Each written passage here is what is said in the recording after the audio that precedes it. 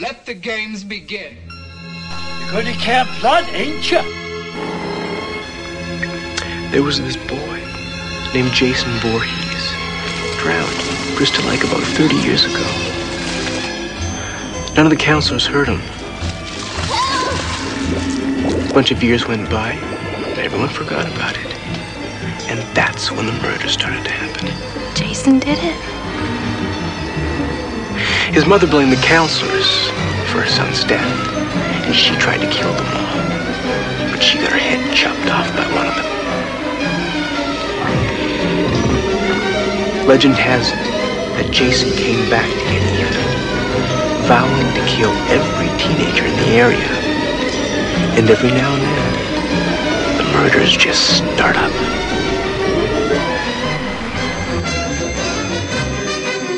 But the man that killed your sister is dead. It's Jason Voorhees. Jason's alive. He killed my friend, now he's coming for me.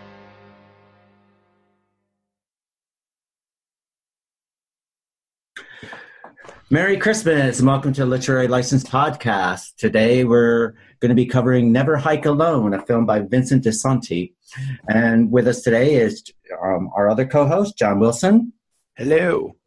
And our interview is with Vincent di Santi, and he's with us today. Hello, thanks for having me. So with Never Hike Alone, you deal with the world of the Friday the 13th world. How did that really come about, and why did you decide to cover this subject? I've always just been a big fan of Friday the 13th ever since I was a kid. My favorite day of the week was always Friday. We would come home. My mom would take us to silver screen video. I would run up and down the aisles, and the horror aisle was just the one that captured my imagination the most. And I remember seeing like the mask on, like, if you can think about the Jason Lives poster, like the mask with all the light coming through it and all the fog and the graveyard and stuff like that. It was just something that mesmerized me as a kid. And I started renting these movies and I was watching them all out of order. I was really confused. But eventually this turned into like this obsession where I finally like figured out that I had to go back from the beginning and watch them all the way through.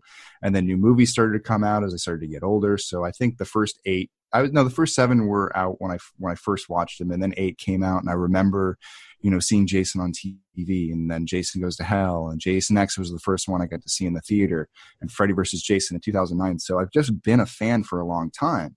And the last 8 years, we haven't had a Friday the 13th. We've had a lot of false starts and stops. Along that time when I was watching Friday the 13th and I was watching a lot of behind the scenes on all the different DVDs that they would release, I became infatuated with the film industry. And so I started to lead my career through college and what I studied and, what I was going to do with my life was to come out to Hollywood and work on Friday the 13th movies. So, but I came out here and I took a job as a PA and I started working my way through it. And, I found myself in feature animation, which I never expected to. And it was a really unexpected but fun journey. But I said, hey, I came out here to make live action movies. I came out here to work on set. Like, I love filmmaking, and this is filmmaking, but I want the set experience. And, going out and working for some stuff was fun, but I wanted to do something of my own. And I always wanted to make a Friday the 13th film. So we came up with an idea for like a 5-minute short. And I mean, long story short, it turned into a 55-minute like semi-feature, or as we call it, like an episode of Masters of Horror, Friday the 13th special edition version. And it came out in Never Hike Alone, and that's where it started. It started as just kind of this small little thing, and the journey of making Never Hike Alone turned it into what it became. My first experience with Friday the 13th, I went and saw, I'm going to age myself here, but I went and saw the original at the movie theaters. I think I was 15. My cousins took me, and we have a thing in our family. We like to basically do stuff that, my parents thought we were going to go see All That Jazz, which is probably a lot more sexual than Friday the 13th. All That Jazz. Right. Yeah. Because they were playing right next to each other. And I remember she took me and then my younger sister and my 2 younger friends. And I remember like seeing it. It's the first time I actually really seen a horror film of that ilk. I mean, I kind of, was a year away from Halloween when that came out. So and then be honest, Halloween's violence wasn't really that. It was all suggested violence. So this is the first time I actually saw violence. So I just remember the first killing, and then, the Friday the 13th thing. And then when you get Annie in her, getting sliced across the throat. And then I remember, the other guys were with me. I was like really into it. And they were like, I can't watch this anymore. And they go running in to see all that jazz. And they're like, and then they come rushing back. There's nothing about sex and boobies. There's nothing about sex and boobies. And they come back.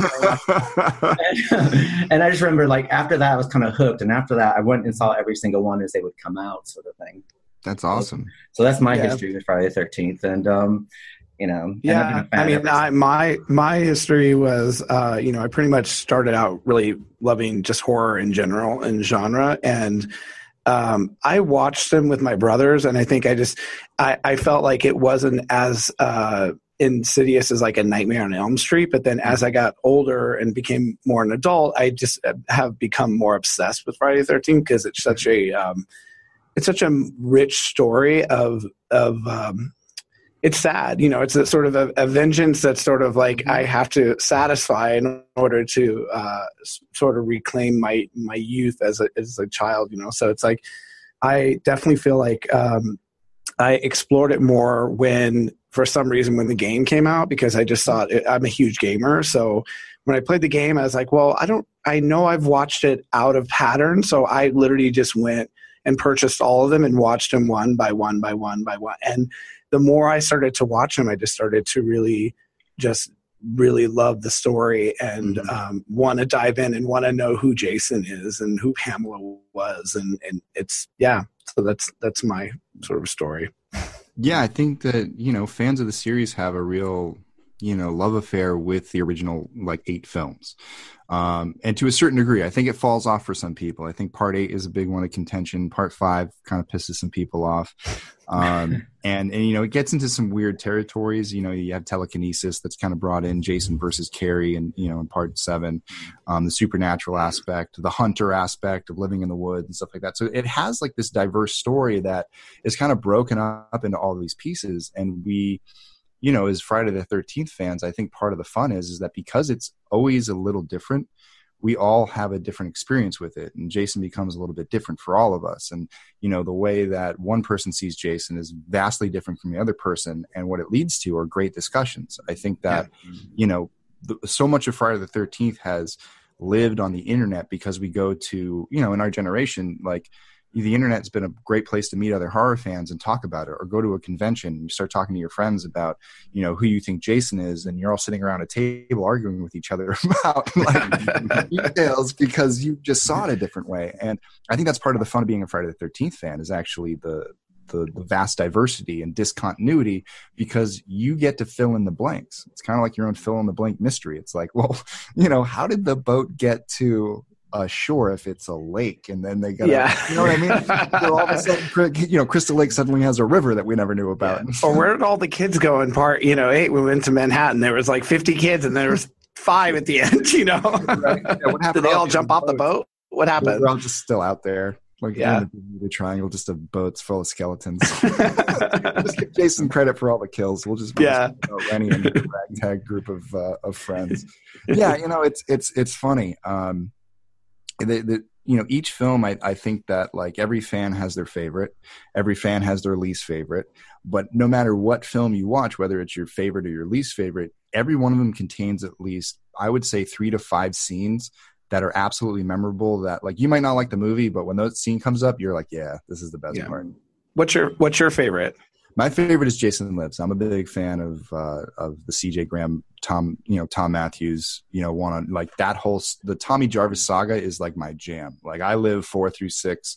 That's where it hits the sweet spot for me. And I appreciate all the other ones, but I don't know. There's just something about that storyline that I love. I think my favorite has to be, I think I like the first one a lot, only because it was the whole Pamela Voorhees situation. And I think I kind of connected with her. I can understand why she was doing it and why she would go mad. And I mean, I have to sit there and say, with some of the interviews, when you saw the actress who played Pamela Voorhees, Betsy Palmer. And I just remember her story about the Tom Savini sitting next to her, and she shows her this picture, and she goes, "Who is this?" And she goes, "That's your son." He goes, he's a mongoloid. There's nothing about him being a mongoloid. And she goes, so I'm the mother of a mongoloid who drowns. She goes, what was a mongoloid doing swimming in the water by himself anyway? Well, they should have been watching him. Yeah, exactly. Yeah. My sweet boy. And I quite like the Agatha Christie 10 Little Indians setup of the whole thing, where, you have the killer. But after that, I mean, I can take all of them. The only one I find a bit weak is Jason Takes Manhattan. Because I think that mainly has to do because to me, I think it has to do with the way it was shot. It kind of looks like a straight to video release. There's this, where everything else kind of looked a bit more cinematic, and it had that film stock. And this one looked like it was filmed on video for some reason. I think that's probably the main reason. Or backstage somewhere. Yeah. Yeah. Well, I mean, yeah, and I think that's that's actually a product too of like one of the interesting things about Friday the 13th is if you get into the backstories about some of those films about what Jason Takes Manhattan was supposed to be, what it was originally written and signed off for. This is the movie you're going to make, and they're like, well, guess what? That's going to cost too much money, so you got to cut down. So you got to cut down. So you got to cut down. And so like I have a sweet spot for Manhattan because I think that aside from the way his face looks, that's one of the best looks for Jason because he's so intimidating. Kane does a really great performance in that film. I think the Jason action in that film is great. Some great moments, kicking the radio in the middle of Times Square.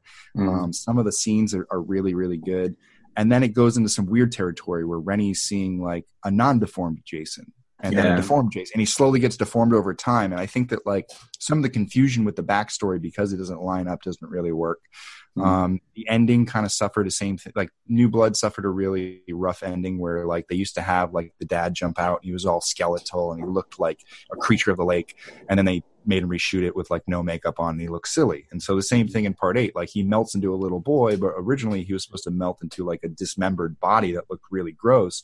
But the MPAA and the producers or like the higher up producers said, no, you can't do that. Reshoot it.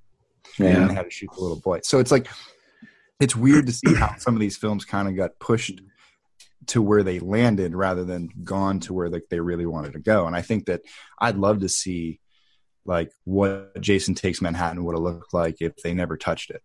If they would have just let it be, like he was rampaging through New York, that would have probably been really cool. But, those filmmakers were forced into, Jason takes the cruise.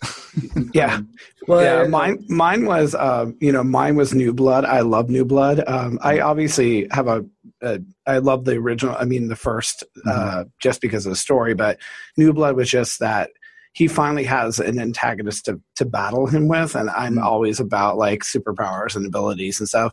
Probably wasn't the best acting that they had, but the continuity of the story was like, as you said, was changed a lot too, because like, for instance, with her dad coming out of the water, he was actually supposed to be like very corpse-like, and apparently there was a huge battle between I want to say the executive producer and the director, and eventually the producer I think won. But it was and I think it had to do with MPAA too. They were really I mean, that was one of the biggest cut down films. Everybody's always said like the one they want to see uncut is that one, and I think all the footage is like gone, which sucks. They just let it just go into the ether somewhere. I mean, I think go ahead. I mean, the thing about Friday the 13th, I mean, it was the bastard redheaded child for Paramount anyway. It's something that they would take, and they knew they could make money off it, but at the same time, they didn't want to spend money. It's kind of like the same scenario with Fox with their Planet of the Apes series, the originals. It's just like, they spent money on the first one, then as the sequels one, they would spend less and less and less. And, it got to the point, you have people in monkey masks. The costumes got worse and worse. Yeah. And it was pretty much everything was desert scene. There was no land. It was all, Yeah. But what you can take away from the Friday the 13th films, because of it, though, is you can see the director's ingenuity with the budgets that they were given and how they were able to work within the confines of their budgets, which is, very impressive, really, when you think about it. I mean, some of those films today, I mean, they couldn't be made for the budget that they were on. I'm talking about if you take it, per capita, Well, actually, I would say that if you gave Friday the 13th today a $5 million budget, that you could do a lot. Yeah. With today's technology. And I think with the way that like the effects industry has pushed forward, Friday the 13th is all about practical effects. You don't want to go into the realm of CGI effects, because good CGI effects, it's not that CGI effects are bad. It's just that it's expensive. If you want it to look good, it's expensive. And so it's actually cheaper to go into the effects industry and have it practically made and have it have a real texture on screen, even if it is a little funny looking. Like, you can get away with it because it's actually real and textile, and you're not faking the lighting, you're not faking the texturing, and you're not faking the animation of blood flow. Like, you're getting it live on camera, and that to an audience, I think, has a deeper impact than, kind of half executed blood. True. If you do bad CGI, there's no way to do it. If you do bad, like, practical effects, you can almost shoot around anything. Yeah. Look at the way that, happened with Jaws and things like that. Anytime you have it there, like, you can shoot something and it's ready to go. So I think there's that part of it. I think that's one of the greatest aspects of Friday the 13th, is it pushes that. And, like, for a $5 million budget today, which, a lot of these were made between, first one was 700,000, and they got it up to about $1 million, 3 million, and they drifted between 3 and 6 million all the way through. You could do a lot today, I think, with that. We did what we did for $40,000. So I'd take $5 million in a second, and I think I could stretch that sucker pretty far. Go ahead. I have to admit, with your Never Hike Alone, your cinematography and the way that you gave the illusion of a 70 millimeter. Did you shoot on film, or did you shoot digitally? No, we shot digitally. We shot with a Red Epic, which shoots 8K, which is double theater standard. And then we shot with another camera called a Vericam, which is a 4K camera. So both are, these are the same cameras that they use on Netflix shows. And I just happened to meet two cameramen who own these cameras for themselves and work out as freelancers, and they became good friends of the project and jumped on. They worked with our two directors of photography, who were Christopher Thellis. He was our narrative director of photography. So a lot of those shots of him walking through the camp and everything that's kind of, all the kind of narrative camera work, that's Chris. And then JD Martz worked with our GoPros and did a lot of the GoPro cinematography and the way we set up the confessional scenes. And then JD was a big help when it came to action too. So JD was he was like my sidekick when it came time for action. He gets action really, really well. So me and him would design a lot of the fight scenes with the camera. And then, we worked as a big team and worked with a very minimal lighting setup, and tried to light the camp as best we could for night scenes, and, used a lot of natural daylight and reflectors so we could keep it on a low budget. And with that, with that great camera, some crafty lighting, and some smart people all doing their jobs, we were able to come up with a really, I think, unique and strong camera for the film. Where did you actually shoot that? Because I was just impressed by that, the landscape and how vast that was. I was like, where is this at? Well, yeah, it's actually it's an area known as Big Bear, California. Big Bear, I'm from Cali. Okay, yeah. So you know Cali. We were up the back road of Route 38. So all the driving shots are on 38. The camp is off of 38 somewhere. I won't reveal exactly where it is yet. We're waiting to clean it up before we're going to release a map or something and say, hey, go visit it now. But yeah, it's right up there. It's in the middle of nowhere. And it's not like in Big Bear proper. It's like in like the San Bernardino National Forest. We also shot one scene towards the end where Kyle may or may not meet his fate in Arizona, because we needed to shoot in a lake. And if you try to shoot in a lake in California, they make you get scuba divers. Oh, wow. Even if you're standing in like a foot of water, like you still need somebody just sitting there making sure you don't drown. So we took off to Zona because we didn't need a permit and nobody cared. Cool. We were able to shoot the film for basically free. when it came time for a location, it was just the trip and travel and some of the day players we needed to pick up. Nice. Those are beautiful shots. They are. I was really impressed with the aerial shots as well. Mm-hmm. Yeah, that was a drone. That was just a Phantom 3. I taught myself how to fly a drone. A friend of ours who worked on the film for a while, who's our first AC, his name's Jonathan Cabrera. He was the first one to start doing drone work for us. And so we would fly his drone around. We shot the first trailer with his drone. And then I went in and made the personal purchase of owning my own drone because I was so infatuated with learning how to do it, and kind of went out and practiced all summer. And then when we shot in the fall and some of the spring, that's all like, yeah, I'd just take over and we'd fly the Phantom and get a lot of those nice high crane shots and establishing shots. That way we could get really open up the scope of the film to make him feel like he was really out in the middle of nowhere. Well, you handled that drone very well because they're very smooth. Yeah, and it didn't feel as if it was like, you can usually tell when something is very drone-esque, like shot wise, and it didn't feel that way. It felt like you were opening the breadth of the landscape, which was really nice. Yeah, anytime you want to use the camera, you don't want to shoot something just to shoot something. It should say something. Yeah.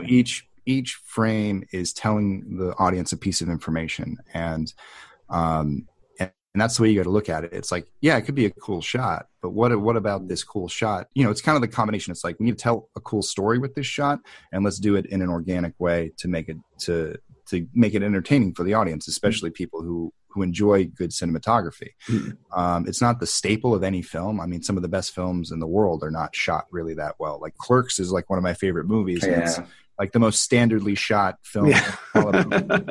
It comes down to the characters on screen. And I think that when you get good cinematography, it is the bonus. Yeah. With him, I think that character, and once you know where the story is going, my eye was tending to bounce around because I was looking for Jason at that point, because I was kind of like, well, where is he? And to me, it was like, really, when you tell a story, when you're starting to tell a story and you're putting this person out in the middle of sort of nowhere and they're on their own, you can't help but just be like, okay, I need to look for him because he's obviously not looking for him. So let me look for him, and that you just shot it well enough for the eye to drift over into certain sections of the screen to be able to go, okay, I'm gonna watch for him over here.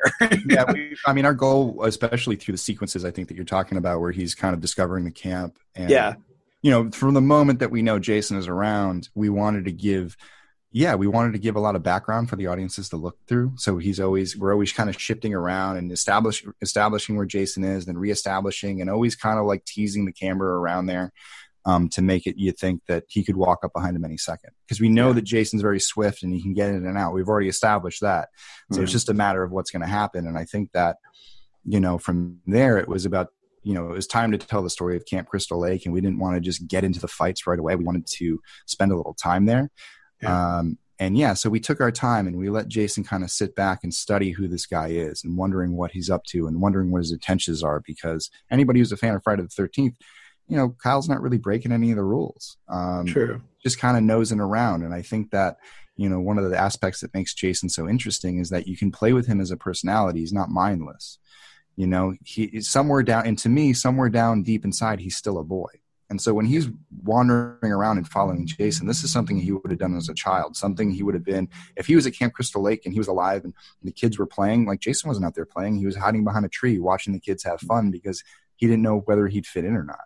So I think that, like, partially that's who Jason is at the beginning. It's just that as the story unfolds and we bring him deeper and deeper, he's getting kind of closer to a no trespassing zone for Jason. Yeah. And once he crosses that line, that's when Jason's like, all right, kill mode.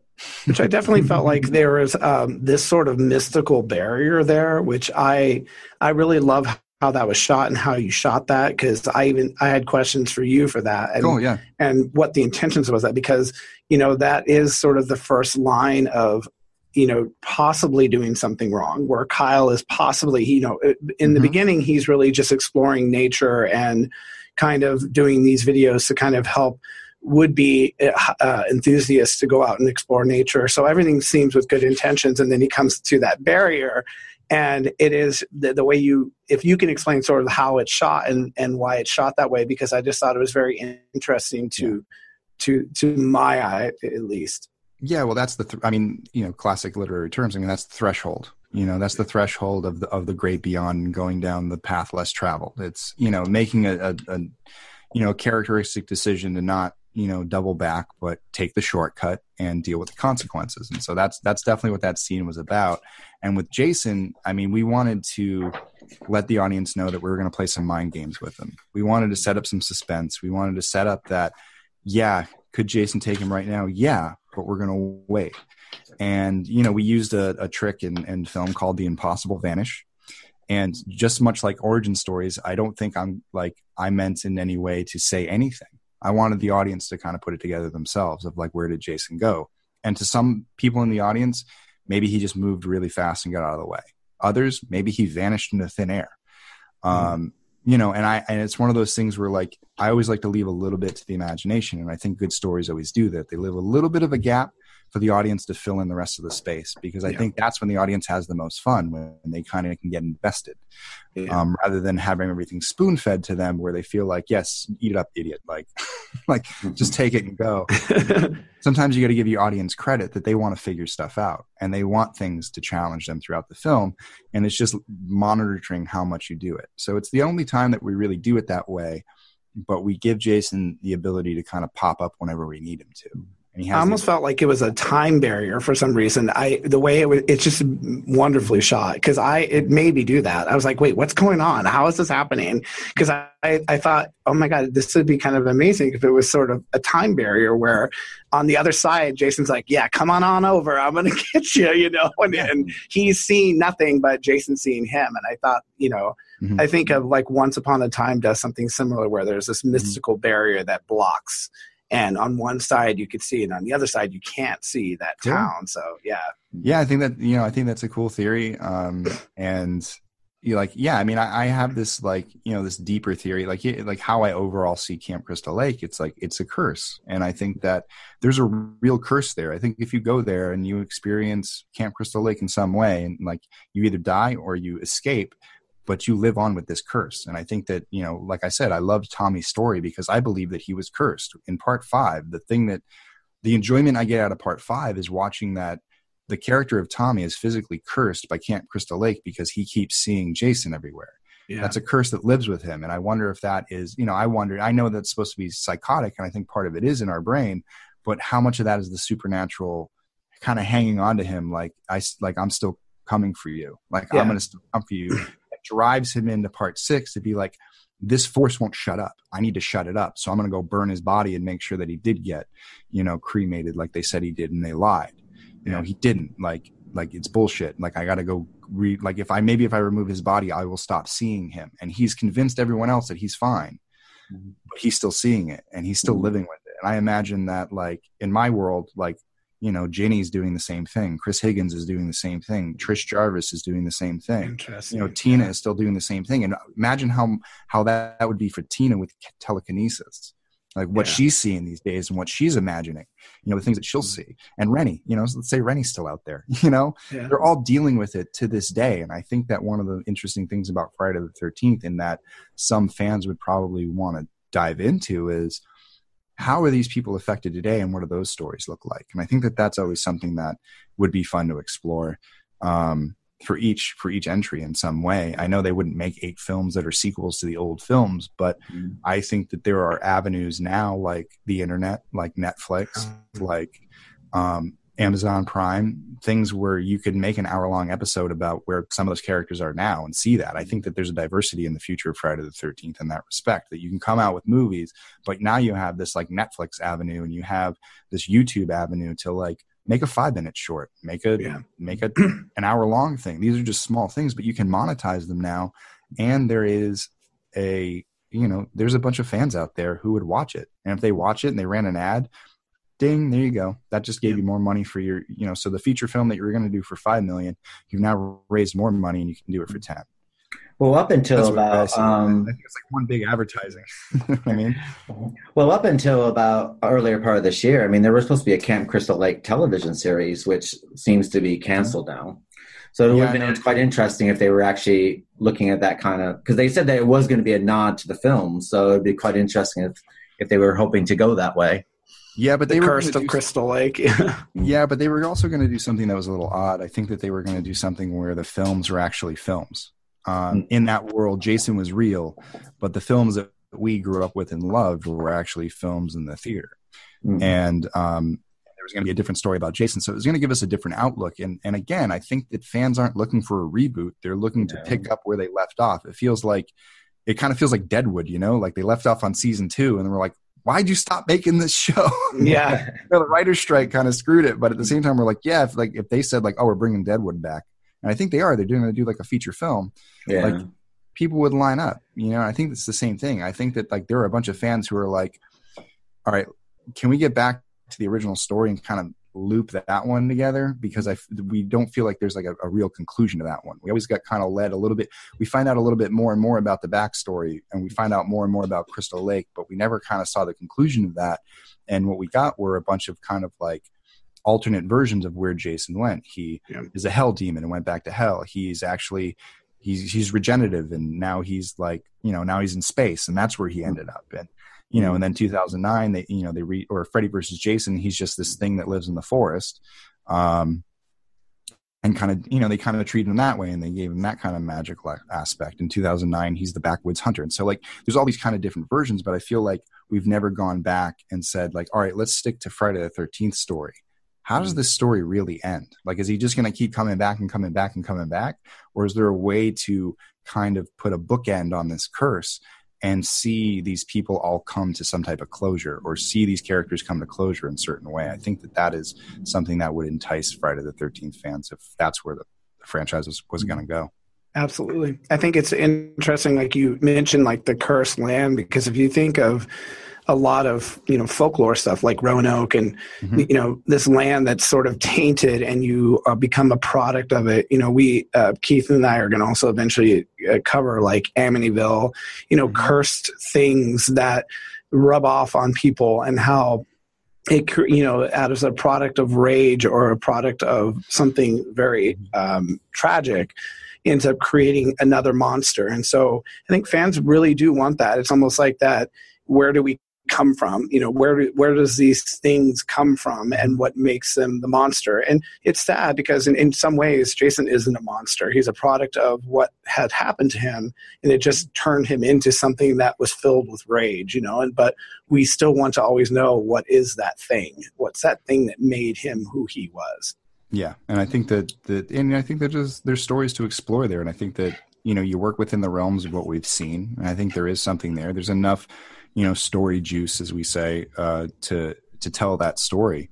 And I think that's what fans are hungry about. They're hungry to know more, they want to see more stuff. And I think that it's been such a long drought. And when Never Hike Alone came along, we took a risk kind of trying to reset the world. We wanted to create a world that felt like it could be connected to the past, but at the same time feel fresh and kind of drop some of the baggage, some of the extra pieces that were on top. It's like, let's not try to like hit everything that the franchise did. Let's kind of focus on the facts and the things that we most remember, and build a world out of that, and build a supernatural world, and have it feel tactile and real, and then turn it into the supernatural realm once you feel like you can fit in and you recognize the place. And to see the fans' reaction to it, the greatest compliment that we usually get is there's two compliments that I love. It's, I've been a fan since the 80s, and I felt like for the first time I was watching a film from the 80s. And the other one is, I've never watched this in my entire life, but I got it. Like, I understand what Friday the 13th is. Like, I didn't have to see the other films to understand what was going on in this film. And now I want to go back and watch the old films.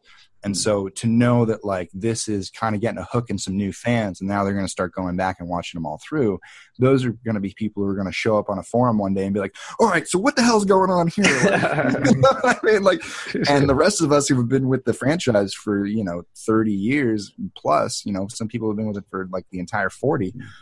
It's, we're all sitting here going, well, sit down, kid. There's a lot to explain. Why don't you go watch this film, and like, here's some behind the scenes stuff. You should go check out some history. Read Crystal Lake Memories. Go back, watch His Name is Jason. Do these different things and watch these behind the scenes and watch their love, grow. And then, these people are going to conventions to go meet Kane Hodder and Ted White and CJ Graham and do in-costume appearances and things like it. Becomes not just a movie. It becomes an experience. And I think that ultimately great films become an experience. They lead into your life. They make you want to dress up like the characters. They make you want to go back and go to a marathon, it's not just go and watch the film once. It's that when they're going to play, 4, 5, 6, they're going to play 1, 2, 3, 4, marathon session. You're going up there with a bunch of other Friday the 13th fans who are all dressed in their best Friday the 13th shirt. You get some great cosplay out there, and it becomes an event. And I think that mostly anything, like, we're social human beings.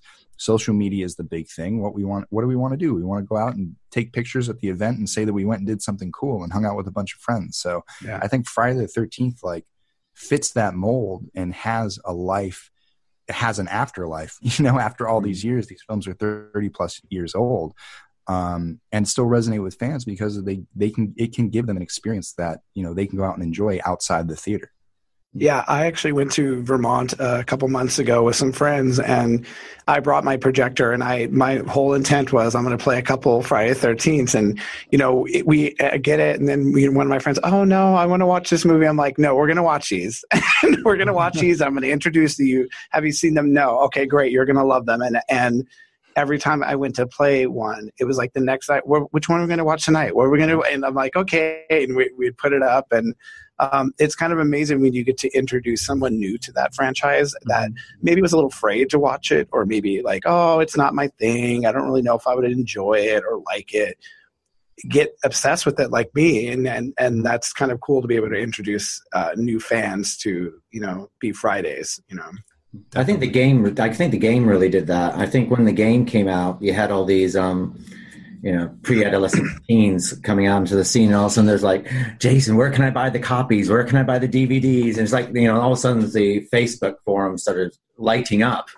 And I said, with, you are getting the new generation going back and looking at this, which is probably the reason why, the game probably, can give a nod, probably why it's kickstarting the new film that may happen in the future. But it is quite interesting when you start reading through them, and you got these people, they're all like really excited about where to buy it, where to download it, where to see it. And it's like, a whole new generations now turned on to it. And I have to sit there and say that it's probably one of the only 80s franchise that you actually do have that kind of excitement with. Halloween, you do have people who like Halloween, even, whether, whatever your thoughts of Ron Zombie and stuff like that, but it doesn't really capture what Friday the 13th is doing now. You have a whole forum that keeps growing, and just from the game itself, and then they're all going back in and looking at the original film series. And I would agree with that. And I think that Halloween does have a strong following. I've seen, from my fan films that are out there, there are a lot of Halloween fan films, and they have a lot of views. There's a lot of really dedicated, I think when you think back to the 80s, you think of Jason Voorhees, Michael Myers, Freddy Krueger, Leatherface, Pinhead, and that's kind of like your Mount Rushmore.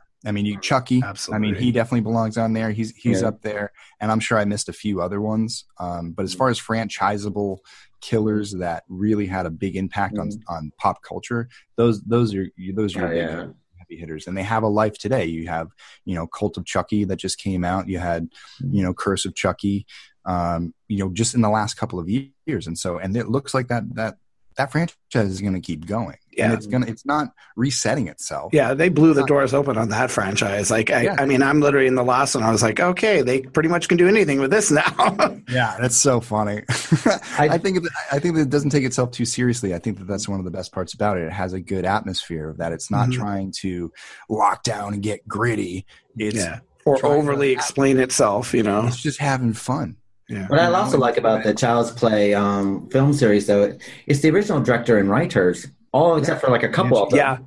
But, it's quite interesting. And now, they're even bringing back, the actors from the original movies coming, making it. And I thought that was a very interesting take on it. And I think that that's what's so energizing about those films. It's that it's going back and it's just continuing it. And it's rewarding its actors and its artists into letting them be free and be creative. The ending of Curse of Chucky, I won't give it away to anybody, but that takes that film in a completely different direction. They're at the risk now of doing their new beginning with what they're doing, but at the same time, as long as they keep that certain element that we're all familiar with alive, that's going to be the part of it. But there's also now a soul to be saved in a way. You know what I mean?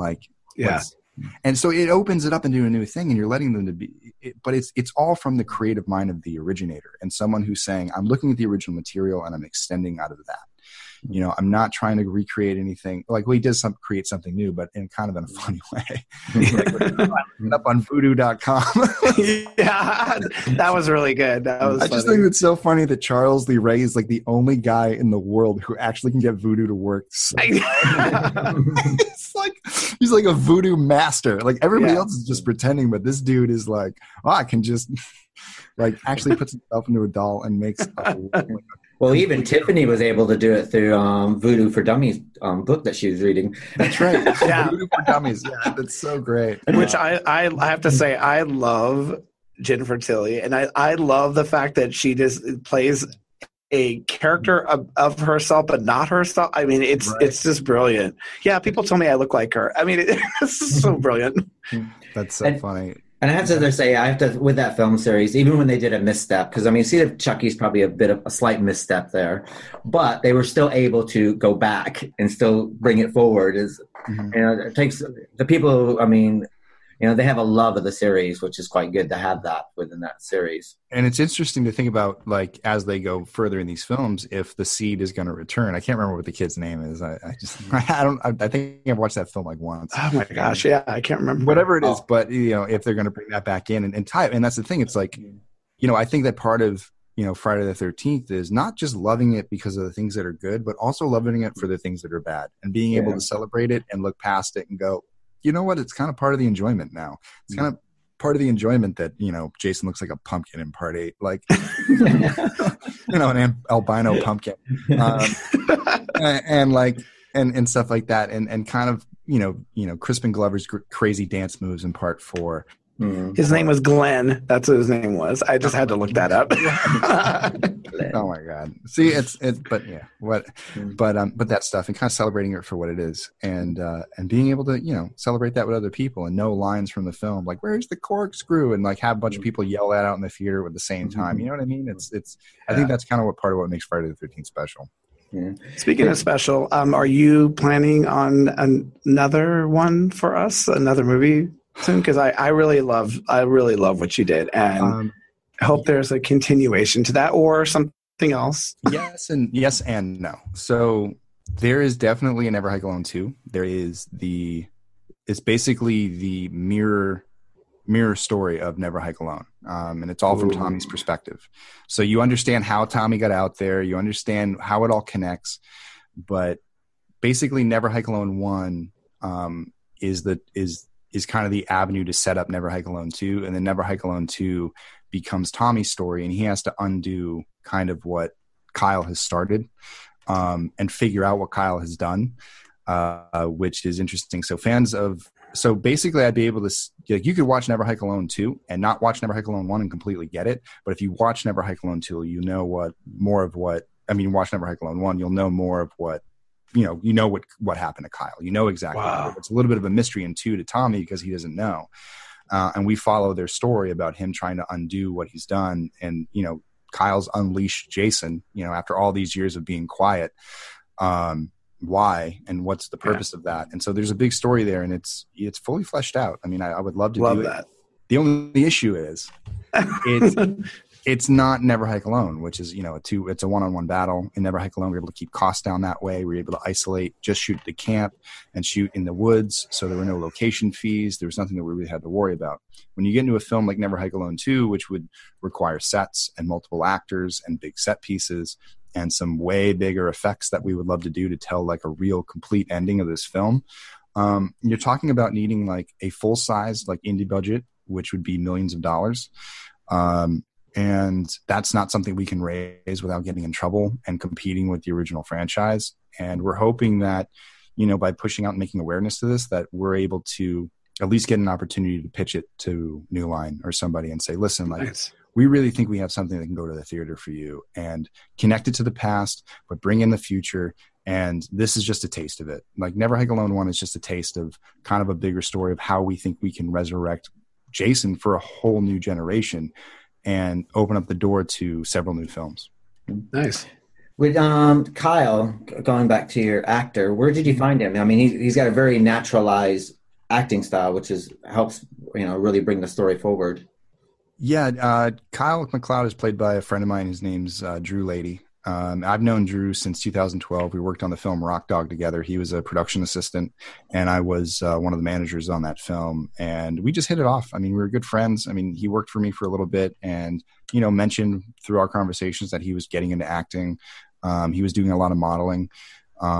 And I was like, yeah, man, like, let's come up with an idea. And Never Hike Alone was kind of the avenue for that. I was like, I always wanted to do a Friday the 13th film, and he's a big Friday the 13th fan, big horror film fan. So he's like, yeah, let's do something fun. And so we kind of wrote this like 5 to 6 minute short that he would do it. We went out and shot it, and it came back and it was awful. We went out there with the wrong equipment. We went out there, with kind of unrealistic expectations. And walked away from that experience going, we need to get better. Don't get me wrong, Kyle did a great job, but me as a director, I knew I wanted to do something. And I was like, this isn't it. I was like, I didn't get a chance to do this the way I wanted it, so I need to rethink about it. And I sat on it for like a year, rewrote it, and then reapproached Drew. I was like, I still want to do this, and now I have a better idea. And we're going to go shoot it up in Big Bear, and we're going to go shoot it around these cabins. We're going to do this. Are you in? And he was like, hell yeah. And so from there, like, we really started this partnership of like, he was in on the ride for me as I was going to grow as a director, and I was going to do my best to grow him as an actor. But luckily he already had, a lot of skill. And basically it was sitting down and with him and taking my words and crafting it and making sure that the way he spoke it felt natural for him. So we would get natural performances. And he's natural in front of a camera. He does a lot of, if anyone follows him on social media, he does a lot of those stories, on Instagram and stuff like that, constantly doing videos of him and his kid, constantly doing videos of him just making up characters and doing stuff. So he has this natural feel to hold the camera and talk to it and connect with you. And we thought that was something that was going to be really important. And so the fact that he had the ability to do that is what, drives the first kind of quarter of the film, is getting to know this guy and feeling comfortable with our format, the way that we were going into confessionals, having him talk directly to the audience and not feel like it was contrived, but it was natural. And you're watching a YouTube channel, and this is a YouTube personality that doesn't annoy the crap out of you. I like how you see his personality, especially when he's in his tent and he's recording himself. And because I've had to do that before. I record something and I'm like, fuck. And then I'm like, I go back and I'm like, fuck, and I go back, and I like that it actually gives a layer to his character that makes him, builds confidence in you, in him, basically. Well, I mean, that was written specifically for you. I mean, literally, like, I know, like, that's why I did it. I was like, cause I always watch these YouTube, like, people doing stuff, and I know it takes like 20 takes. Like, it's ridiculous. And I've done voiceover work myself, and I've been recording, and the dog has barked in the back. One time I was doing a VO, and they were doing construction outside my house, so I couldn't use my at-home booth. And so, I got in my car, I drove up the street. I set up the mic in the back of my car, got into like a little corner where you couldn't hear traffic, where you couldn't hear anything. I'm about to record. Like, you just got to see me. I'm like sweating my ass off in the back of my car. And then all of a sudden, like, ruff, ruff, ruff, ruff. And so I was like, let's bring some reality into this. Like, it's always nice when you peel back away a little bit of the magic and you show what's behind the scenes. And so we wanted to show that, like, yes, you're getting that side of it, but at the same time, he still is human. He's still a normal guy, and, kind of get to know him on that level a little bit, and take the guard down a little bit from him, and let him open up to the audience and show a moment of him, and kind of, make it feel natural. I quite enjoyed the editing process as well that you had, because I have to sit there and say, when your film first starts and you do have the him filming himself, but then it was very fluid how you went from that, let's say, the first person shot, and then it goes to the third person, where you go back and forth between that.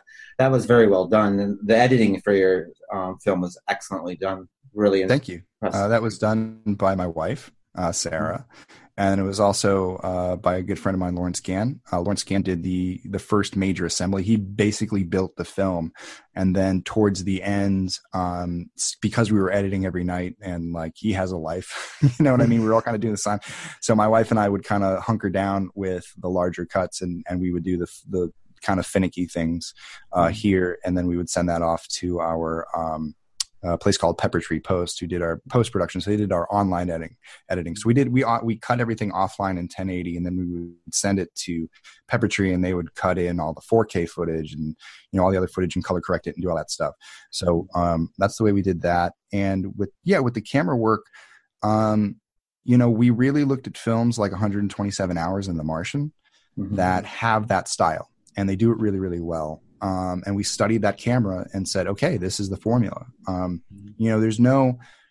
There aren't too many original angles or original ways to shoot stuff. I mean, you can come up with some fun stuff in the moment, but as far as like when it comes to large tactile plans for shooting a film, it's not a good idea to reset the wheel. It's usually good to go back and look at what works and just tell your story through those angles and pick your own, unique angles.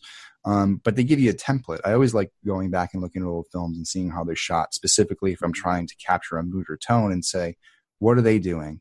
Okay, so how can I do it? But I'm going to do it in my eye, and I'm going to build my frames the way that I think that's there. All this isn't an angle. It's up to, it's up to you at that point to then fill in the frame and how that frame is going to be made up. So, I think that's definitely where I took that kind of from, and tried to start off with a lot of it and then slowly transition out of it until the camera is no longer in use.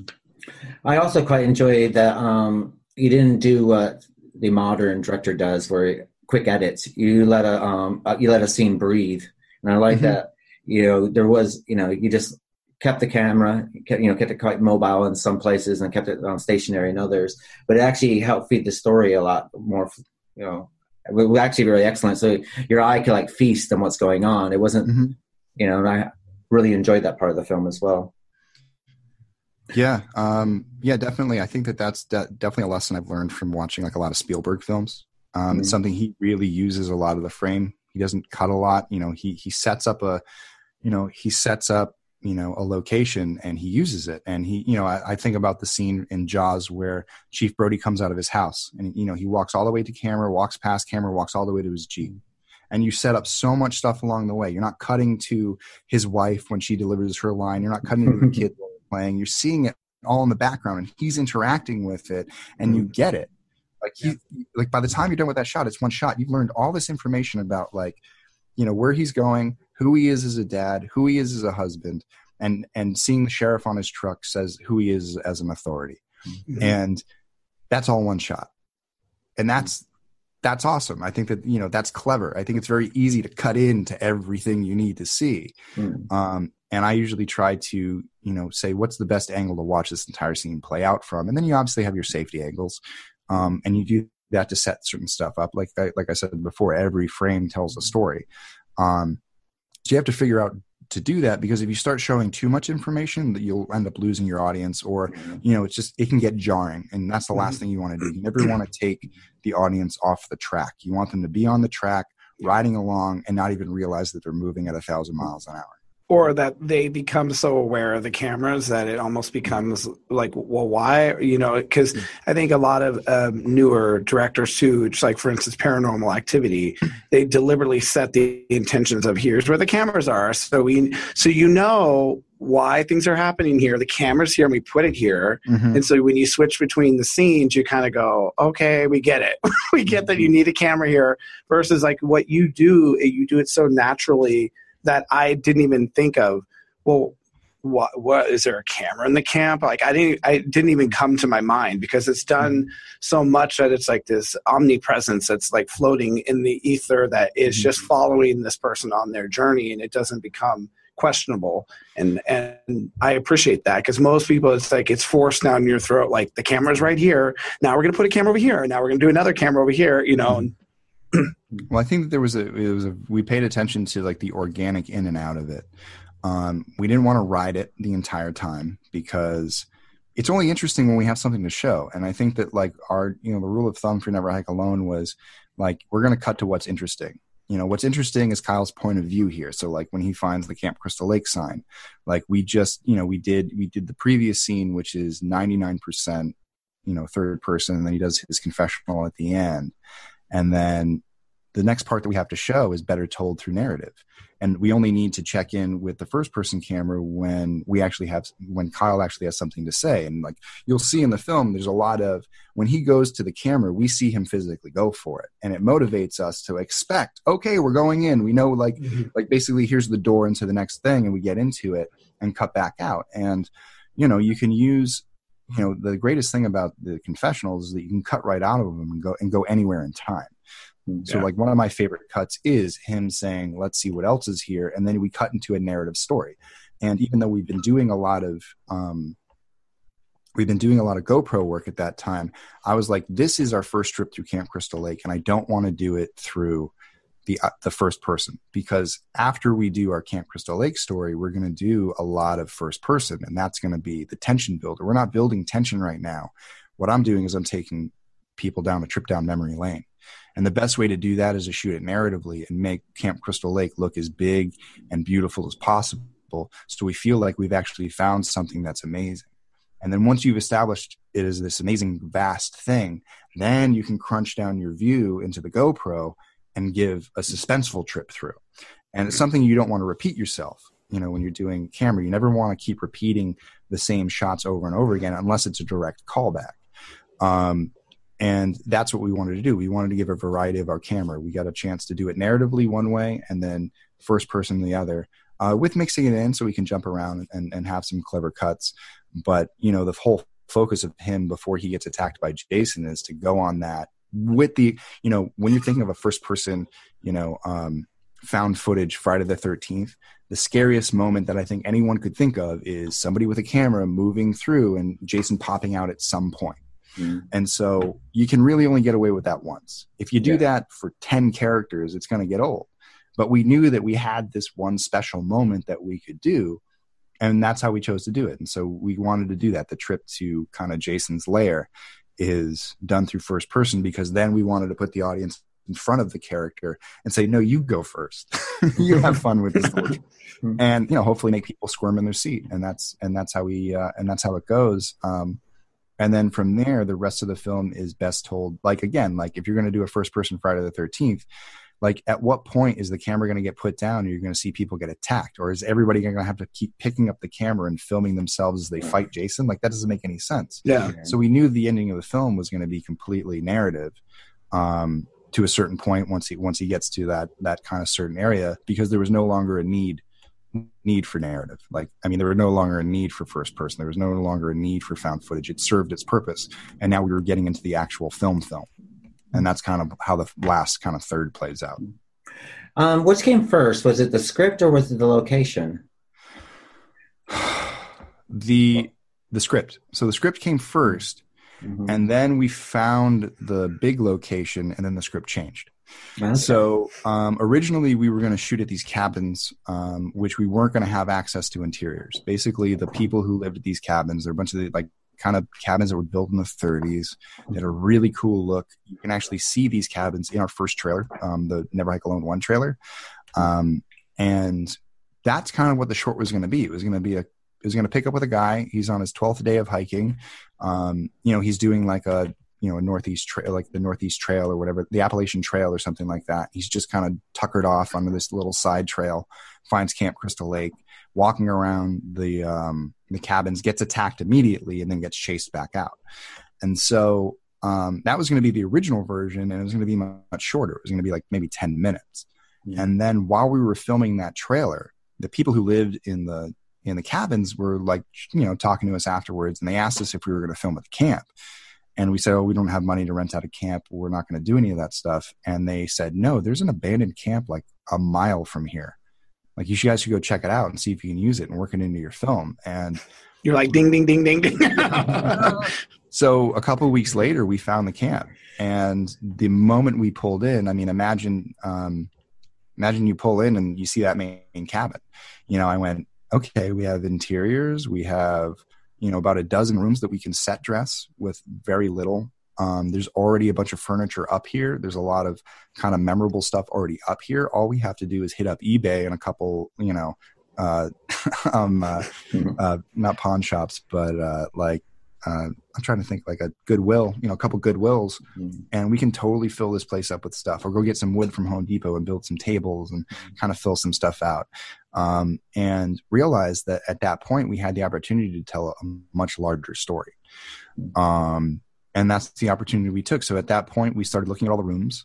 I started doing kind of a visual map of the film about how certain rooms would connect to other rooms, because the layout of Camp Crystal Lake as it is in the film is not really real life. Like, we're kind of jumping between some stuff and jumping in time and stuff like that. But, try to do it in a natural way that felt like, if he walks out of this room, it feels like he's going to walk into this room. Or if he walks in through this door, he's coming into this room, but it's actually in another building, like type thing.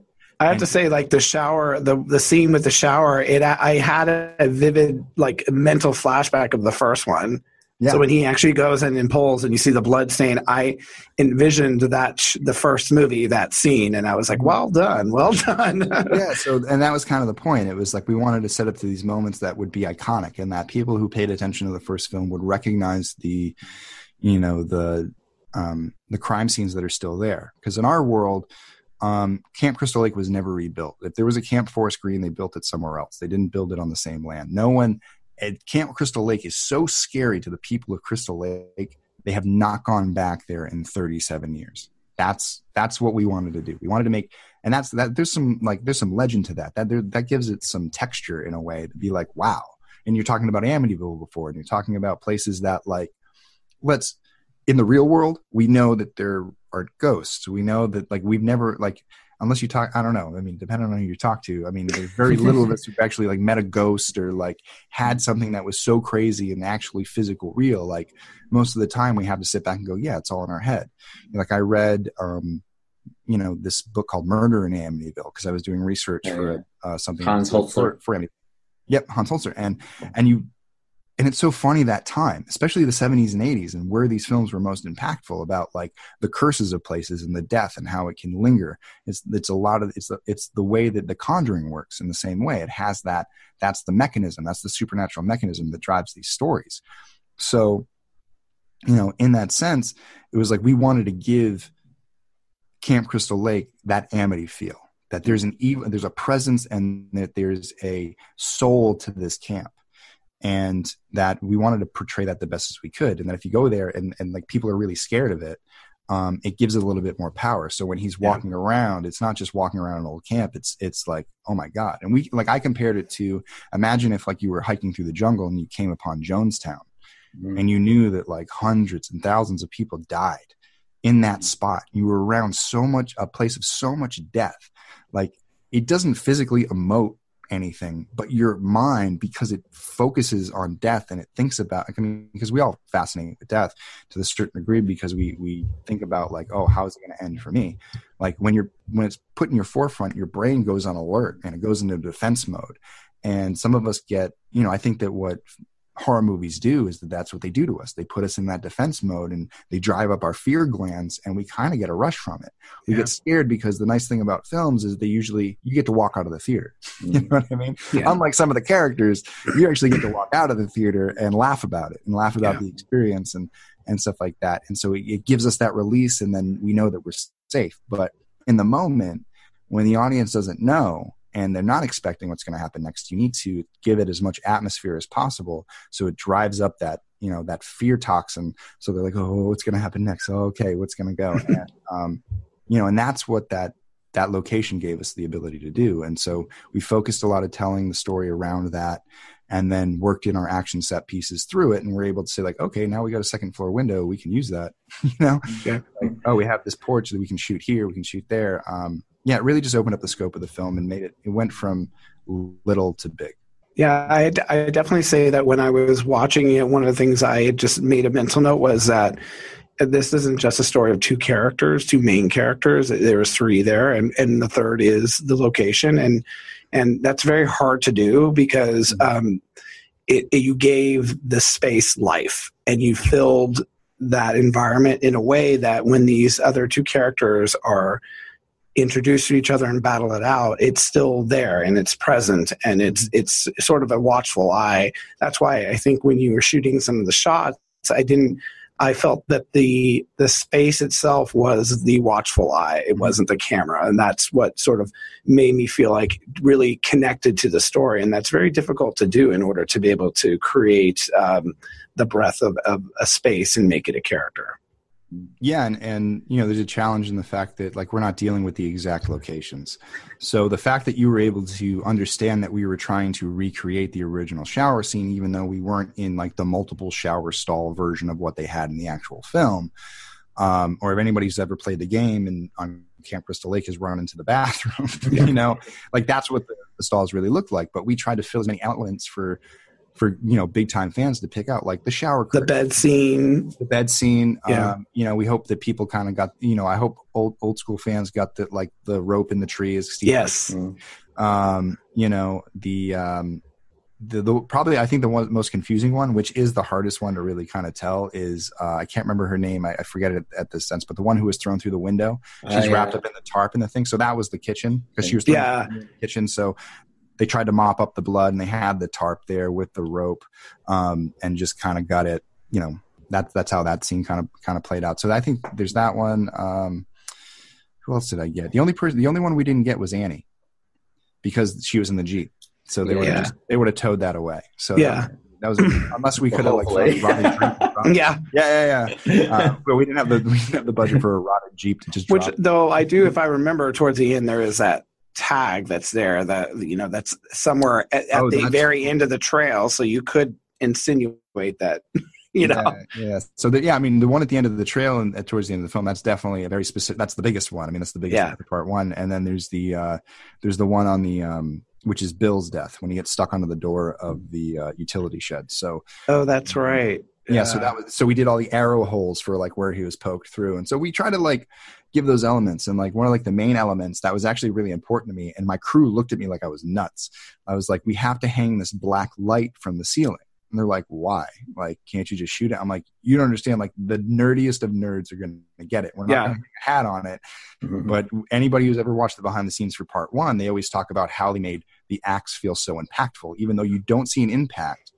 And the axe is fake that's on her face. All they show is an axe swinging through camera. But because the axe hits the light fixture in the one shot previous, it gives kind of weight to the axe that she falls back into the camera with that's fake on her face. And so like that was I wanted to make sure that like saying that like we're paying attention to detail to the nth degree the best we can. And try to do that. The painting of the sign above Camp Crystal Lake's fireplace. We wanted to repeat. We didn't put the original sign that you see, hanging outside. We're like, I don't know where that one is, because we've seen that at the bottom of the lake. But you could imagine they would have recreated this type of artwork in other places. So let's see it on something else and create something new with something old. And that was always the goal, was to let's take what's old, let's give it a breath of fresh and new air. Let's put it on something new. Let's show it in a new place. Like the white, Camp Crystal Lake sign, which they find in part 2 on the ground. I always was like, these things must be all over camp. So let's put them on other walls and stuff like that. So we have one on another wall that exists as a different version of it. Or there's the arch too, which you find sort of buried, and you're kind of piecing together the letters, and then you see the wider scope view of it, and you're and that was I think the greatest thing about that scene is like originally written in the script, it was above. That's the first place you think that it's up and it's high, and then we went out there and said, how the hell are we going to build this archway? And then I was like, well, let's get cheap. It fell over. Or someone tore it down, because again, if you're going into that, see it, you don't want people to buried it. So that's a great point too. And because that was 40 years, it'd probably be down on the ground anyway. The wood would rot. Depending on how well they built it, but at the same time, I like that theory that somebody cut it down, because that's because it is kind of buried too. You could say things, nature buries it, but I would say it kind of felt like, someone trying to keep this sort of closed, for good. That's kind of like an unsaid part of the film, which is there's, the trail that Kyle finds, it's no longer on the map. That's a true story. That's a true story of this camp. When we researched it and we were told about it, there is no indication that it's there. You do research on the camp as it exists today. It exists at another camp. They don't say anything about this location. They don't, you can't find it on Google Maps. You can't, the road no longer exists. It's barely marked. Only a piece of it is marked, and you wouldn't know that it continues way up. And so we had to piece that together and find out that it was there and see it was removed. And we're like, why did they remove it from this? And like, we're really confused and wondering what the backstory is. And it ended up being a really boring one, which was a fight over like taxes of a water source. So they just moved the camp and just left it to rot because they didn't want to update it or spend money on it. And they just let it go. And it got forgotten about. But in Never Hike Alone, we were saying like, no, people are so scared of this place. And they've had so much trouble with it over the years when it was on the map, because people kept going up there and getting killed and like going missing. So let's not let anybody know where it is. Yeah. Let's erase it from history in a way. Please take it off Google Maps. Nowadays it's like, take it off Google Maps. Don't show any of the trails, take it out of the guidebooks and all that stuff. Which is kind of brilliant how they use the same sort of mechanism in some ways for, the Freddy versus Jason, that people just forgot who Krueger was because everyone just wanted to erase who he was and stop talking about him. I would say that had an influence, a direct influence into that thinking. Yeah, that's very cool. Yeah, no, I thought about that. Like the only way to like save Springwood was to make everybody forget about it. Yeah. I think that's the same strategy I used. I was like, no, these people at Camp Crystal Lake don't want people sneaking around. So they're going to make people forget about it and they're not going to talk about it. Yeah, there's power in the name. I think that's something if you look at old folklore and Rumpelstiltskin, how he was his Achilles was how they knew his name. It's when you know the name of something, it gives it life. It breathes life into it. So the more you try to erase the history and you try to erase the purpose of the meaning of it, it kind of dispels that entity. Yeah. You could say that about the people who own the Amityville house. They've been trying to get people to ignore that for years. Yeah. Right. Well, and didn't they just recently do a remodel a couple of years ago? Like they tore down a section of it just to give it a new face. Well, they gave it a new address as well. It's no longer 118 Ocean Avenue. Address, They changed the street names and everything. 666? No. So, right. So at the end of the film, there you have a special guest appearance. How did that come about? We were very lucky. About halfway through filming, my executive producer contacted me and said that he had made a connection. It was kind of set up through a couple of people, knowing people, and it wasn't anything to like specifically get on Never Hike Alone. It was just this, hey, I'm going to get to meet this person. I'm going to bring up that we're doing this and see if he'd be interested. So should I spoil it or should I keep it a mystery?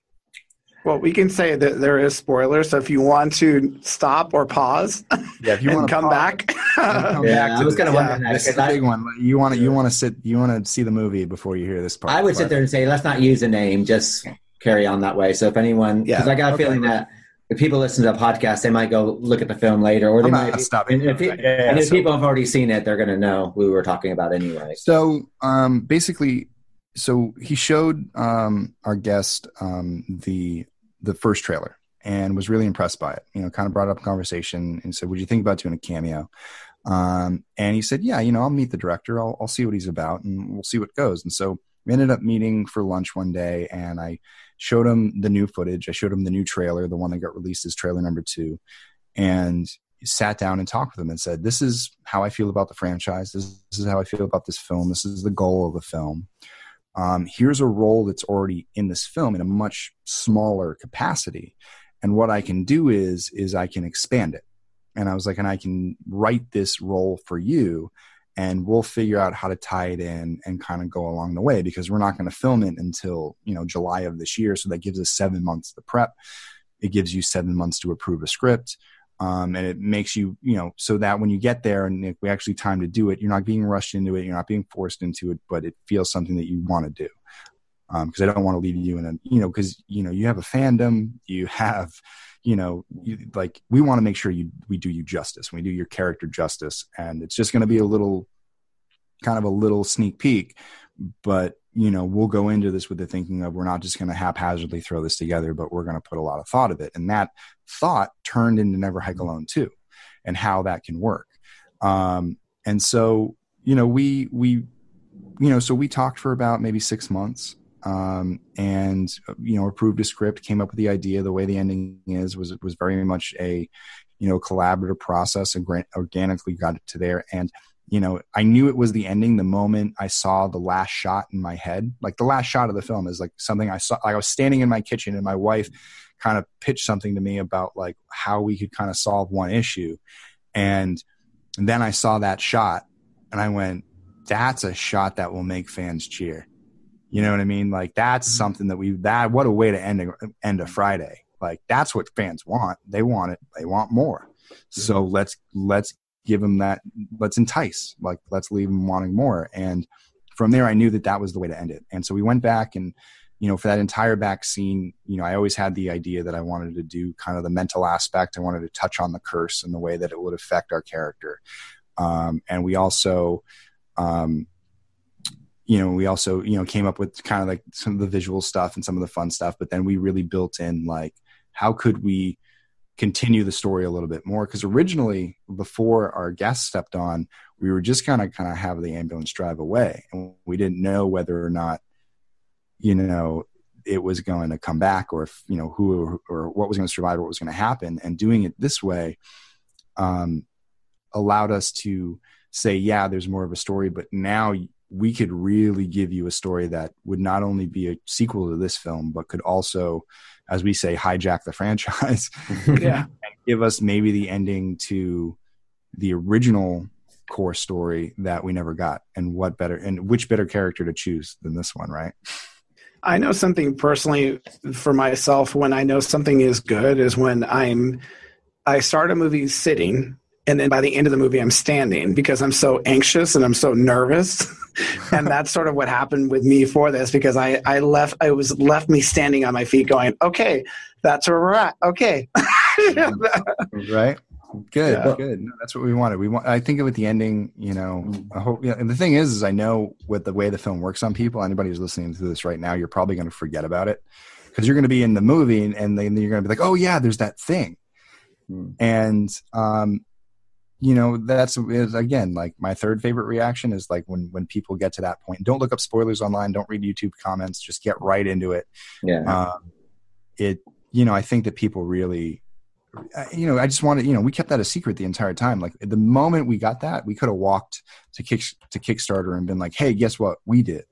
And we chose not to, because we wanted to hold back that. Like, why give that surprise away before the fans have even watched the film? Like, imagine that surprise in the moment, not knowing, like not expecting, not knowing, having no idea. Yeah. And then just being like, whoa. Yeah. Like, that happened to me. That was a whoa. And I can't wait, because I'm going to do a screening with my friends, because my friends and I are huge horror movie buffs. So we're always trying to like find new things. And so I was going to tell my friends to watch this movie. And I said, no, wait.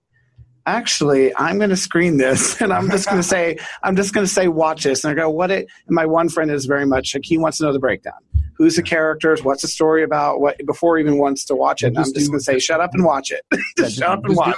We did, because we sold everybody on the 1v1, and we made sure we kept that aspect there. Yeah.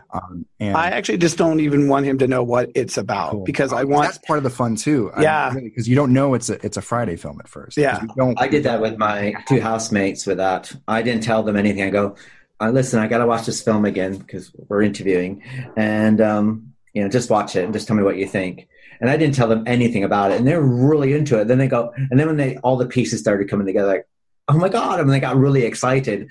Then with the final sting is like, they're like, they even came up with things like, oh, it's nice that Jason's no longer living in that shack. And is he living in the room that the mother killed those two kids in the very beginning of the film? That's never coming like oh yeah, true. Good.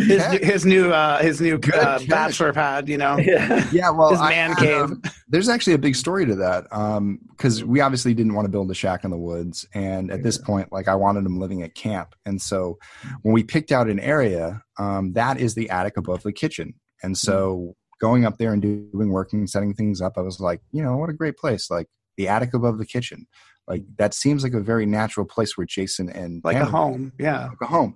So I wrote a story kind of on the side that was when Pamela and Jason first moved to Camp Crystal Lake, there wasn't room for them. So imagine Pamela, female counselor. I mean, part of the female staff. She doesn't have money to rent. She doesn't have money. She just got there. She's a single mother in the 50s, like traveling around with a disabled child or a mentally, deformed child, not mentally, physically deformed child. And so when she gets there, the Christies might be welcoming, and maybe they're forward thinking. Maybe they have a little bit more liberal views, and they're like, yeah, we want to help you. We want to help you out. We're not going to hold you to the same, Christian standards that everyone else. We're going to be accepting. We're going to allow your boy to come in. We're going to give you a place. However, the other counselors don't want to sleep in a room with your kid. We don't really have room for you, but we can make space in the pantry above the kitchen. And we can bring a bed up there for you. We can bring some sheets. We can bring some furniture, and you can build like a little corner of the room. So that way you guys have your own private space, and you can live there until we can make better arrangements for you. So maybe after some time and Pamela made some money, she moved out of there. But as far as Jason's concerned, that's the first place they live. They live in that upstairs apartment. And so now being there 30 years alone, untouched and undisturbed, he had to find a place to kind of hide. And his shack's been found out. And, he's not going to live in the main cabin because people are going to see him all the time. But if he can go into a place that people wouldn't normally venture and hide himself away, he may be able to be left alone with his mother. And that was the story behind that this was something that could have, you can go back and tell an actually dramatic and emotional story about why he's up there. And it shows you a little bit more about Jason. Again, he's not just mindlessly sitting there at the camp looking at his watch, waiting for people to show up, that he's somewhat trying to reconnect to his mother. And he's yearning for his mother, just like, Ginny says in part 2, like just sitting there yearning for her return. And not wanting trespassers too. I think that's the other thing. It's like just wanting to be left alone, and And so that's really, so we put a lot of thought into that. We did, it was like, okay, if this is where we're going to do it, it has to make sense to us when we're shooting it. We're trying to fill the elements to make the audience, if they take a closer look and see like, oh yeah, I can see what that could be, and see the resemblance of what that life could have been like, and imagine it. And actually, like, I hope that people can listen to that story and go like, wow, I imagine that life. Living, working downstairs, having Jason sit, by the window, watching the kids play, and constantly going up and downstairs. So, probably running and getting her mother, hey, can you get me more stuff from the cabinets upstairs, and running back to the pantry, and having that little stuff there, and the books that she would read to him, and the cookbooks and things like that. And so Jason, who's been in this camp for 30 years, I imagine that after Jason died, Pamela wasn't really sticking around. She left some stuff behind, and being around for 30 years, Jason's been like a child, kind of going through stuff and pulling out old photo albums and, finding an old photo of his mom, finding the old birthday card that she wrote for him the day before he died. You know what I mean? And so we wanted to really bring in this emotional connection to his mother and his emotional connection to the camp to make him feel like he's a part of it. And that was, it was a big challenge, and it's not like it's the focus of the film, but that slight detail and that slight care went into how everything was designed and how we were able to tell the story in the best possible way that we could. Well, from a psychological point of view, I mean, that does make sense. Normally people who go through a traumatic experience, whether it's a drowning or seeing his mother die, they do, and if that's the only home that he would know, that's where he would go to as well. Return, yeah. He'd always return back to the home, and that's where his good memory would be. Because that'd be, if you ever see documentaries or read stories about families who are always on the move, and the one thing the family always wants is, the children always wants is that one stable place. And going along with your story, if Jason, had that one stable place, and this is home, and this is the one place that they're making home, him and his mother, and he would return to that space. And I say that's a lot better than. They probably should have thought of that for the second film. I mean, that shack thing, I was like... Which, that could have been a nod to the whole Black Christmas of him being in the attic. He's in the attic. He's in the attic. I didn't even think about that, but that's a really great time. And that's a good film to be connected to. But it's like, it's back on kind of Friday. It's like, that's one of the things. Part 2 is much, the way that part 2 connects to part 1 is a little different from the way that, part 6 and Never Hike Alone connect, and Jason Goes to Hell connects.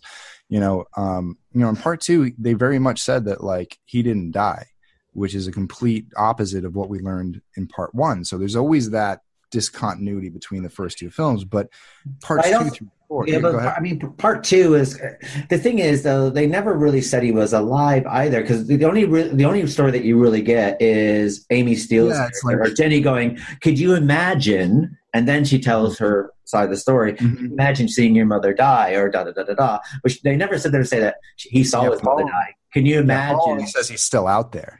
Yeah. That's all he says. He's still out there. You know, he saw it. You know, once. But that was after the beheaded. But that was after the traumatic experience, wasn't it? After once they did see him, didn't that when Paul said it? Because before it was just a ghost story. He goes, "No, that stuff doesn't." You know, when they do the whole, like, it's not real. Jason died. You know, Jason drowned. Blah blah blah. So he says that stuff, and then, you know, Ginny is the one who kind of says like, "Well, what if he was still out there?" And they kind of, but he is imagined as kind of a mountain man who's been living off the land, and he's very much flesh and blood. He seems very humanistic. He's got very fresh and, you know, that's true. Pink, you know, skin. And he exfoliates. Then surely over the next like 2 films, which is a matter of 3 days, he ages 20 years. Yeah, like from hillbilly Jason to then mechanic Jason. Then he got the mechanic outfit, and then he went to the jeans after that. And that's the thing. It's like each film kind of expunges upon the last and changes it a little bit more and pushes a little bit further. You know, takes its own spin, gives it its own personality. And then there's commonalities, between the film. There's some of the acting and the way it kind of matured, you know, and kind of going in there. And I think that the thing, you know, each Friday uses the past, creates its own present, and then sets something up new for the future that then gets kind of repeated, and each kind of adds to it. It's like the first 5 Fridays, I think, all build these materials that eventually became, whether it was the way Jason acted or whether certain like kills, you know, which are repeated. There are certain or mannerisms and how he gave his moves. Yeah. But even down to camera work and some of the stunts that happen, like, you know, part 4 was the first one to like throw people off the top of a roof. And then you start seeing part 5, they do the exact same thing. Jason bursts through a door. Somebody gets thrown off the top of a roof. You know, there's these stunts that they're saying, like, we know that we can build this, and this is an expected moment to happen in the Friday the 13th world. So we're going to create these moments. And so, you know, it started to become the formula, and then they broke up the formula a little bit in part 6. They told it a little bit more of a narrative story. And that's how part 6 through part 8 are kind of told. It's not with the original Friday, you know, the original 5 Friday films with that specific tone, like setting up, a group of teenagers going to this one specific place, even though kind of does that. But in that, like, the production value of it. So the production value kind of changed. And then like the production value changed a ton when it went to the new line. It came into the new age, the 90s style of horror. So things became even more slick. And then by the time Freddy vs. Jason comes around in 2009, you have, you know, almost blockbuster level quality cinematics rather than like what you had, which was very indie, you know, cameras on sticks, you know, single point of view, just panning back and forth, you know, stuff like that. Stuff that wasn't really big, but even with a small budget was really creative. So I think that, like, you know, you get your different, like, there's all these different things about all the different Fridays that, like, you can sit back and watch, like compare the camera work in part 2 to the camera work in part 6, or look at the way that, like, even Steve Miner changed it up from part 2 to part 3 now that they had the 3D camera and the type of camera moves that he was doing and building and getting bigger and bigger with the production value of it. You see this film slowly kind of graduating into the next level of higher production value and bigger stunts and bigger kills and bigger moments. And you really watch the film, you know, kind of grow, and you watch the series grow throughout the entire thing until it's now like, it's no longer a $700,000 indie film. It's, you know, these are blockbuster, you know, tentpole entertainment, you know, pieces of work. Yeah. I always kind of wonder what would have happened if Adriana King was able to come back as a full-time character. What 2 would have been? What would 2 would have become? Yeah, and I know, I think they had like some type of script that had her coming back and doing that, and she ended up getting written out. And then they did the same thing with Amy Steele. They were going to have Amy Steele come back for Ginny. And I remember, like, I just read recently that there was an opening scene that involved her being at college and going down into the laundry room and finding Paul's head in the dryer, which I was like, that's dope. I was like, that film. Fluff and fold there. A couple extra dryers in there. But Yeah, so it's there is kind of what if, and I was kind of touching that before. It's like, where did these characters go? What are they doing now? Or are they not drawn back to come back? And yeah, there's a lot of survivors. I was even going through and I'm like, there's a lot it's usually the sort of forum is, do you bring them back for the next one just to kill them off? It's literally the cast keeps shrinking down and shrinking down. Yeah, Tommy was the only character that ever came back and got to live through multiple films, other than Jason. Yeah, exactly. Kind of. I mean, Jason ends up dying and then reliving at the end of the films, which basically only just gets knocked down for a little while. He's more defeated than he is killed. Yeah. But yeah. I actually I would have liked for them to have created like a survivors, type thing of Crystal Lake and them coming back to, because like you said, they're haunted by what has happened to them because it's obviously was very traumatic for them, but are they cursed too? Is it something that once you shed his blood, does it infect you and then it becomes a part of you? And now how do you get rid of that? And the only way you can is if you try to get rid of him completely. So I've always I wish they would have created something that was the final face-off. Either that was them dying, trying to stop this from happening, but they all kind of band together to kind of fight this, Yeah, it's almost like, it's a little bit like It in a way. What I mean? Come back 27 years later. Exactly. We got to put the evil down so other people don't go through this. Yeah, I think that there's definitely a relatable story there. I know that fans all over the world want to see these actors come back and reprise these roles. And it's so funny to think about like where some of them have gone. Some of them aren't even acting anymore. Some of them can act after they were done with Friday the 13th. They just went on to other lives. They do other, like Larry Zerner is is a lawyer now. He's an entertainment lawyer. And, the different avenues these people went, like CJ Graham, Jason in Part 6 was never a stunt guy before that film. Afterwards, did a couple more films, but then became became a lead manager of a casino. You wouldn't know that. You're like, whoa, these guys went on and kind of went back into what we consider normal lives, like out of the spotlight of entertainment, and are connected to these films. And I think that's one of the greatest stories about Friday the 13th, of like the people who are connected to it, where they are now, and this impact that it has, because we're still watching these films. We're still seeing these films in theaters because people want to see them on the big screen. And that's what good stories do. They never die. And that's the greatest thing. We're all like, and everybody, whether you're a fan or a filmmaker or an actor or whatever it is, we're all connected by this hockey mask and this symbol that's going to outlive us all. And it's kind of nice. And it's kind of nice to be kind of this part of this big club, where everybody kind of knows each other, because we all kind of have the same, we're similar in a lot of ways, and we like the same types of films. And so it's always nice to, at the end of the day, there's just a large community that I think is out there to be shared and enjoyed. Yeah. Well, I want to thank you. I won't keep you any longer, Vincent. And it's a lot of fun. And thank you for everything. Now, where's the best place if people want to check out Never Hike Again? Where should they look for that? You're going to want to check out our website, Womp Stomp Films, WOMPSTOMP films.com. That will have links to our Facebook, our Twitter, our Instagram, which we suggest that people do follow us on Instagram. We do a lot of behind the scenes releases through that, and our Facebook. And if they want to watch the film, it's on YouTube for free right now, at youtube.com/WompStompFilms. And in fact, if you just type Never Hike Alone into your search bar, I guarantee it will come up as either the first or second thing that you search. And you'll see it. It says Never Hike Alone full film, and you can click that on. We suggest finding the biggest screen that you have possible. Do not watch it on your phone. You can watch it on your phone if you have headphones and a really good looking screen, but we suggest that you sit down in front of a sound system and crank it and get it up on your 60-inch plasma and really enjoy it how it's meant to be played. And then keep an eye out for announcements when we do live screenings. We do bring this into the theater. We screened at Telluride Horror Show.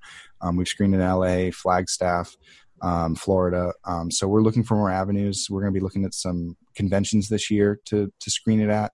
I've been in touch with a few people because we want to give people the theater experience. This does hold up on a theater screen, and it plays like a film, which was the goal. And so we want people to have that experience while we're sitting around waiting for New Line and Warner Brothers to figure out what the real next Friday the 13th is. Yeah. Very cool. Thanks, Vincent, for joining us. Yeah, really appreciate your time. Yes, thank you, John and Keith, for having me on. This has been a lot of fun. Sweet. Yeah, thank you. And we'll make sure that we post all those links on our website, which is www.llpodcast.com. And of course, you can follow us on Facebook, Twitter, Tumblr, Instagram, and any other social website you can find us on. And have a Merry Christmas, and we'll see you at our next episode. Bye. Bye. It's that time of year again, and what better way to spend the summer months than in a place where you can play, learn, and grow. With plenty of activities to go around, we guarantee you'll have a fun and safe time here at Camp Crystal Lake, located in the Wessex County National. This is a Channel 7 News Scene special report. At approximately 8:30 a.m., the officers arrived at Camp Crystal Lake. Identified as A gruesome fight, several 49, victims were a reportedly former hacked employee to the of the bone. camp. Report that what you're about to see almost defies description, and some of you may not want to watch it. Pending investigation, Camp Crystal Lake has been closed indefinitely. Check 1, 2. Hey everyone, Kyle McLeod here, checking in on another glorious backcountry adventure. This week, we're going to be venturing through the Wessex County National Forest. I should mention, this hike is not for the weary, so I recommend only intermediate to advanced levels tackle this route. Intermediate, maybe. Advanced, definitely. So let me catch any of you noobs out here.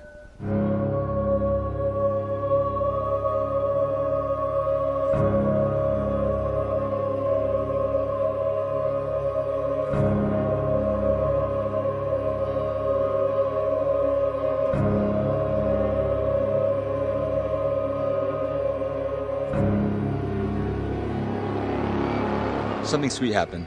I found this old trail marker on the other side of the creek. Now, it's not marked in the guidebook, but I think it's worth checking out.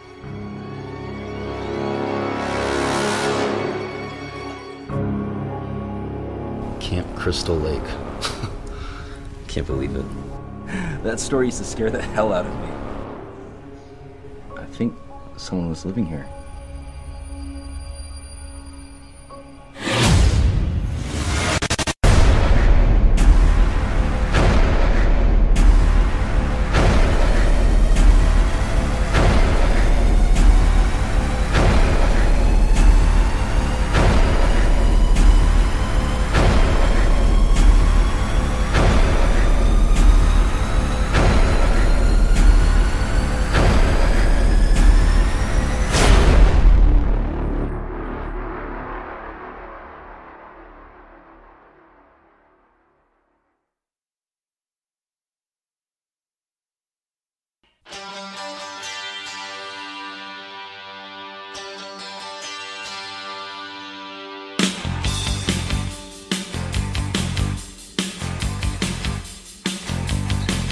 Said the little lamb to the shepherd boy, do you hear what I hear?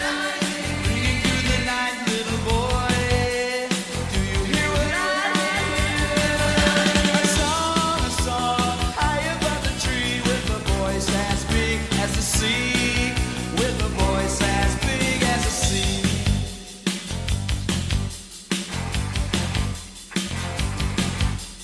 Girl, you finally got me now. You finally got me what I want for Christmas.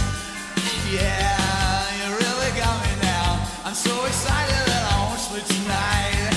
Oh yeah, you really got me now. You really got me what I want for Christmas. Oh yeah, you really